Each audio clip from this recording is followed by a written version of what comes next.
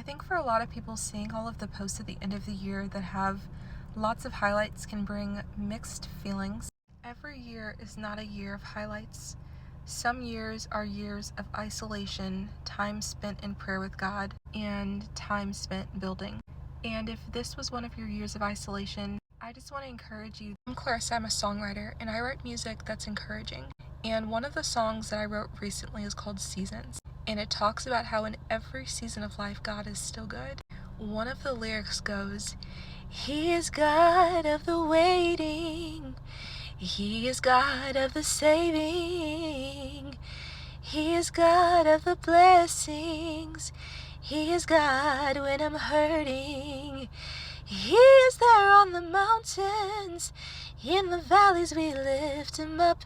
Even in the winter, his grace is enough." We live in a hustle culture society where I think we're expected to pump out these wins every single year.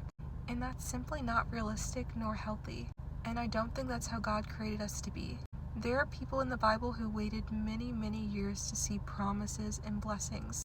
And we could be missing the promise because we are trying to manipulate God's hand by trying to force him to bless us in a timeline that he did not intend on blessing us in, because we're so concerned about a highlight reel on social media. We cannot manipulate God's hand into blessing us quicker than the timeline that he has us on. You're doing great, sis. I'm proud of you. You had a great year. You spent your year in prayer. You spent your year in fasting. You spent your year building community. You had a great year. Maybe it doesn't meet your expectations, but if you did what God told you to do this year, you had a great year.